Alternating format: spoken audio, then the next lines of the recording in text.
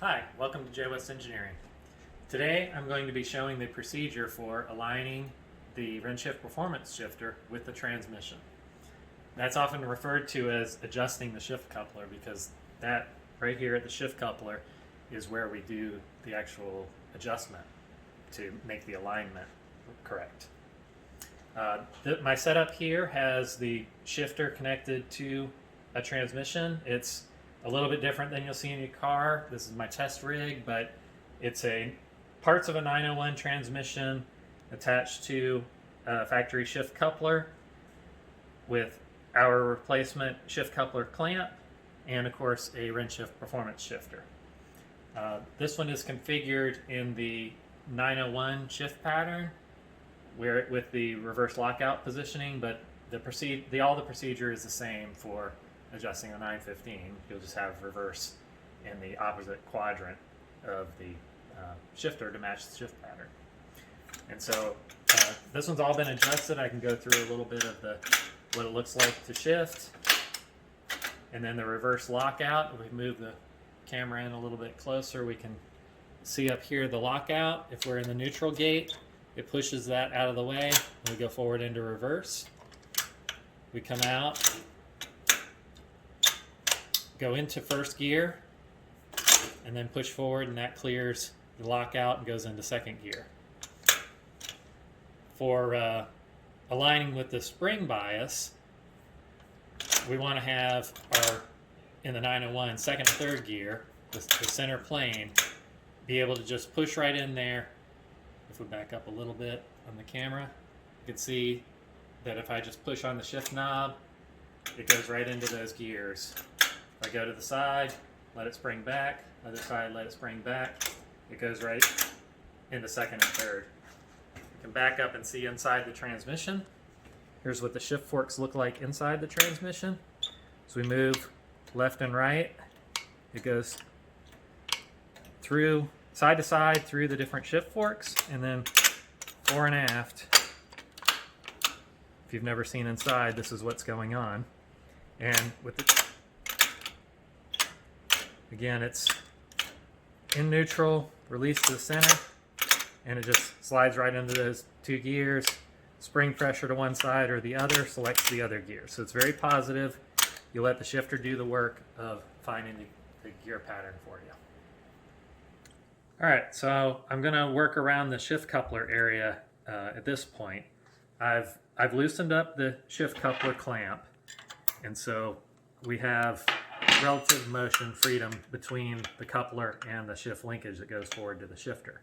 This is the JWest Engineering shift coupler clamp, which only has a single bolt. You can loosen and tighten it with one wrench. This is the factory setup, this stamped steel coupler clamp has a nut and a bolt, so you've got to get two wrenches or a ratchet and a wrench inside that tunnel area. It's quite hard to do, so I recommend for ease of use upgrading to our clamp. Now, as I mentioned, we have relative freedom here, so I'm going to approach this as though we have no idea what gear the transmission's in, and we've put in a fresh shifter, maybe replaced all the bushings, so everything is out of alignment. So no matter where you have the shifter and transmission set up, you'll be able to follow this step by step to get to a proper adjustment. First thing, after we put the Renn shifter in and get it in place, what we're going to do is lock it down to a position centered up where we know exactly where the shifter is, and then we'll deal with the transmission side. So in my installation video, I've told you not to put these stops in until after the shifter's been fully adjusted and you've driven it, but we can use those as a tool for the setup. And so we'll temporarily put these adjuster screws in, and we'll screw them in all the way, and what that'll do is that'll lock down the shifter right in the center. And so if we screw them both in until they touch the shifter, you don't have to wrench down on them. But if we have the exact same number of threads showing on both sides, then we know that this inner stick is perfectly vertical. And that's where we want the neutral gate to be. So we do that, we've got our linkage locked in place. So now I can't move the linkage over here. It's locked down, but the transmission is still free. So now we need to determine where to put the transmission to be in neutral. First, we're going to deal with the fore and aft. So we're going to just push the coupler back, and in the car, you may need to use a screwdriver or lever or something down in the tunnel to get it to actually move all the way. It can be a little tough to move, but push it all the way back, and then we'll make a mark. You can use a Sharpie, you can use whatever will mark on there, felt tip pen. Make a mark on the rod, and then we'll push it forward, and again we'll make a mark. This one, it's right up against the coupler, and so we have two marks now if we go all the way back in. So one here and one here. And at this point, the fore and aft is pretty easy to deal with as long as we know we're not in gear. So you can use a measuring tool, you can use a caliper, or for me right now, outside of the car, it's very easy to see that I can just take my pencil and make a mark in the center that bisects those 2 points. So you want to be right in the middle. That's of course your neutral gate. And so if I push it up there, there's a little slop inside the transmission, inside the forks, a little play there, but we can see that we're definitely in this position. Now, once you've done this once or twice, maybe only once, you'll see that that's pretty easy to determine. But if you really want to fail safe and you're having a hard time, you're getting confused, or you've never seen any of this before, if you put that mark there, you'll know where you are. So then the next part of the process is determining the side to side. That one can be a little more tricky. The RennShift helps us out a lot over the stock shifter, because if we look over at the shifter, the springs bring the shifter back to center. So we know we're in that center gate. So the 2 set screws for the over travel stops have locked us down fore and aft, and the springs center it up side to side. So what we need to do back at the transmission is get this rotational positioning set.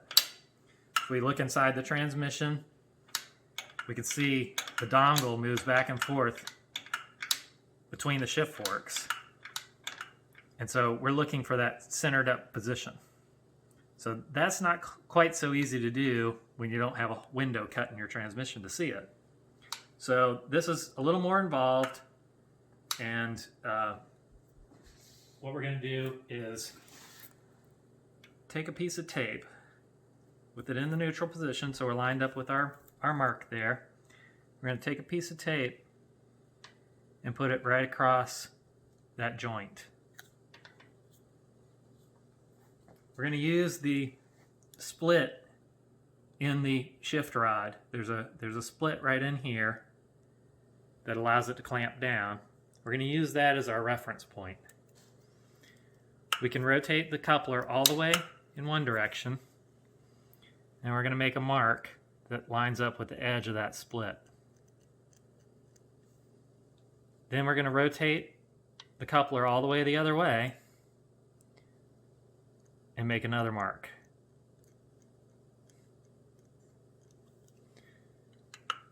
Now we go back and forth. That's the full travel. And so halfway between those is going to be our center position. So you can make another mark, or you can just sight it, because it's going to need a little bit of a adjustment by feel later, but this will get you really close. We'll tighten the bolt right between the 2 marks. So if you didn't quite get that, it's the edge of this slot that we use to make our reference marks. So that's lined up right between the 2 marks. Now we go back to the shifter, we'll remove the stop screws.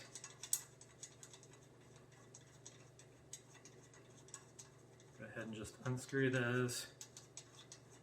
Take them out. Make sure they're not in our way. And then we'll test the travel and see where we ended up. So then we move the shifter fore and aft. And you can see we're right in that center gate. In the 901 here, that's second and third gears. So if we look inside the transmission, we can see we hit that center gate.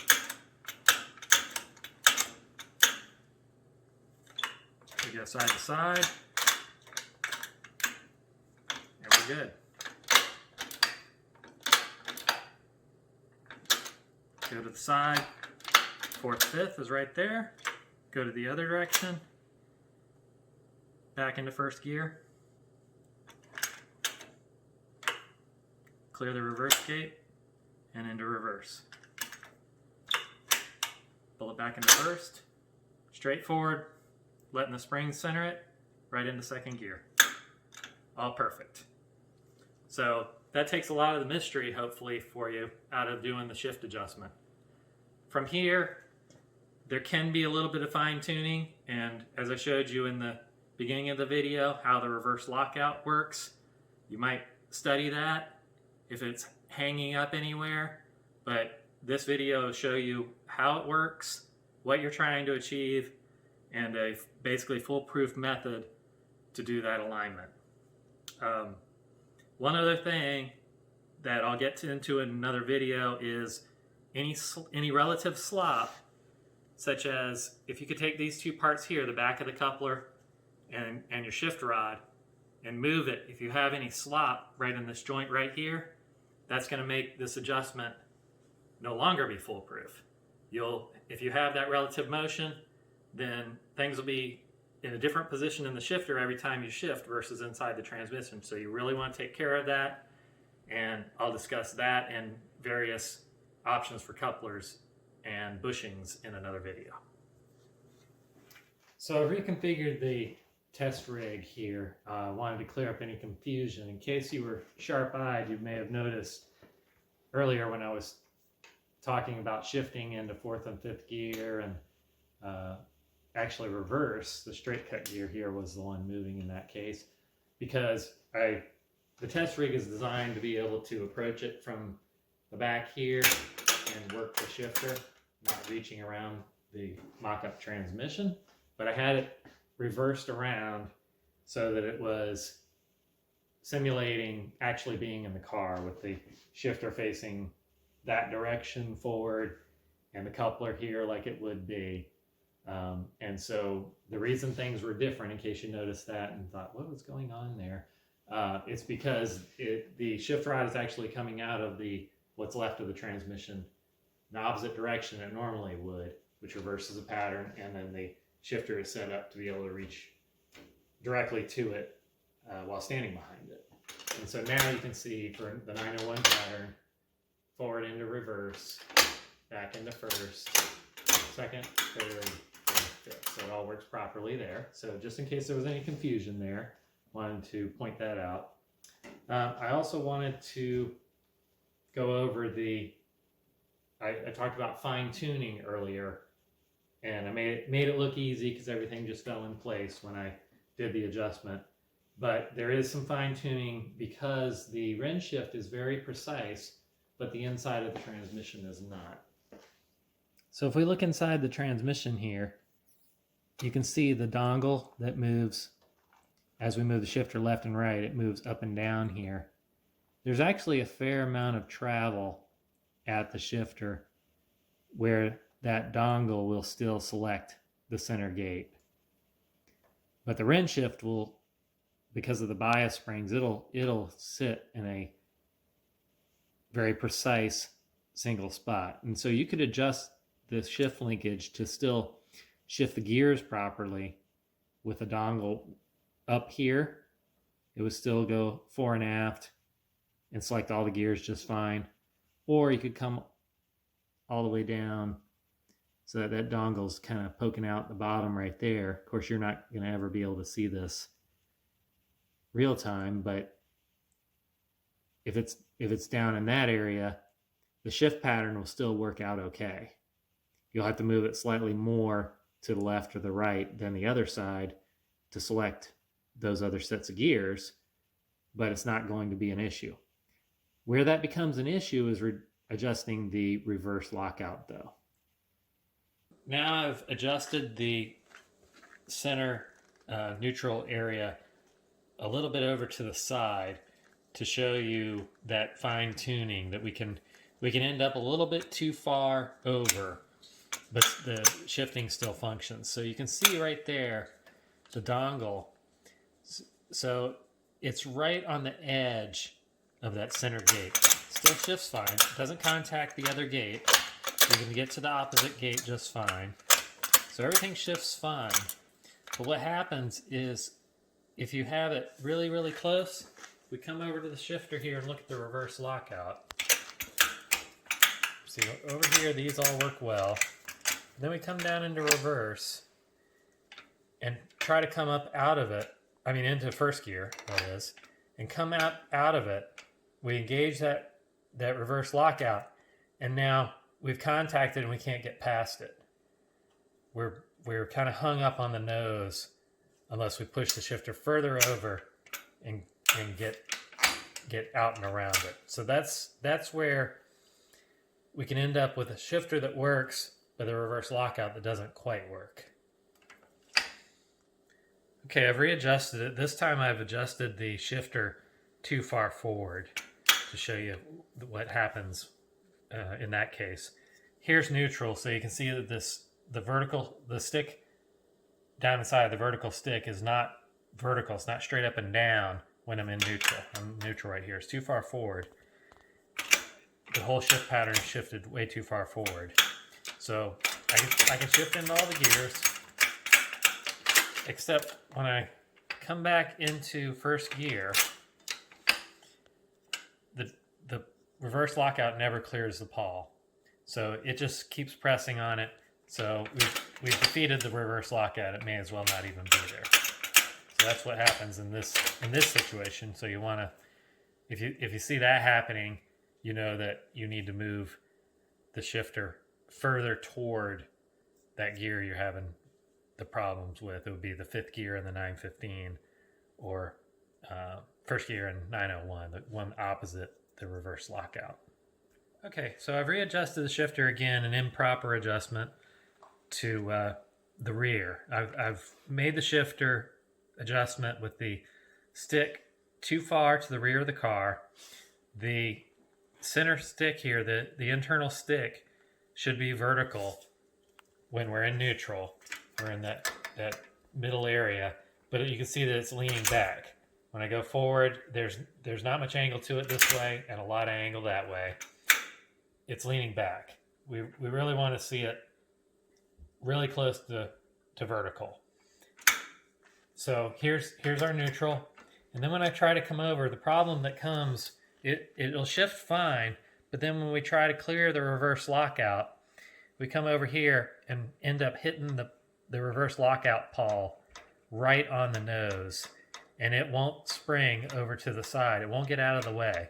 You end up just banging right up against it just in the wrong spot. And so you end up not being able to get it into first to reverse. And what you'll do in practice is end up wiggling the shifter fore and aft a little bit and kind of getting around it, but it may go the wrong direction for clearing it and getting into the first gear or not getting into the place where you want it. And it's going to end up being a problem. It can even bend this bolt here or really wear the nose. It's just a bad situation to be in. So you want to make sure that it's not set up that way. So it's another bad adjustment result.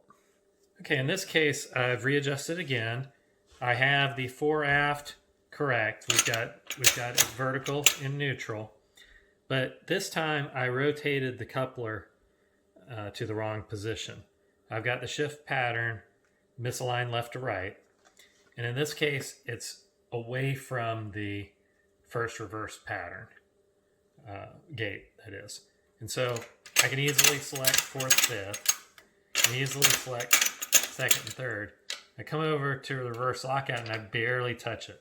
So it's really not doing any good. There's nothing there for the reverse lockout. But if you come over here and look inside the transmission as I shift from first gear, so bring it down into first gear, you can see how far over that dongle is. You see it'll select the correct gears if you're just checking it once it's in gear. But if you try to come out of first gear, you can end up that situation right there with just the ever so slightest pressure on the stick. You can end up selecting both gears at the same time. And what happens there, I'm gonna go ahead and push that forward. You see this bottom fork go forward, and we come over here and look at reverse gear. And when I turn it, look what happens. Reverse gear is actually touching. We can't go any further than that. We're not gonna lock it into first gear, but we're gonna get a really nasty noise out of that. So we want to avoid that. And make sure you have those bias springs aligned perfectly with that center gate, not off to the side a bit. Okay, so I've gone back and done the adjustment again, and this time taken away those incorrect adjustments that I showed you and made the proper adjustment. So we fine-tuned it to where it's supposed to be. So obviously, second and third are easy to get. Fourth and fifth are easy to get. So I showed you those are fairly easy to adjust. Then we can come over and drop down into first gear. The lockout pawl does what it's supposed to do. We can come forward out of the lockout. We can go forward and try to select reverse and push the pawl against its stop like it's supposed to. It prevents us from going into reverse. If we release, it'll go over into neutral. There's second and third. Come into neutral. We can go over toward first reverse, and then we can go forward into reverse gear. So we clear the pawl properly that way also. Come back into first gear and push it forward.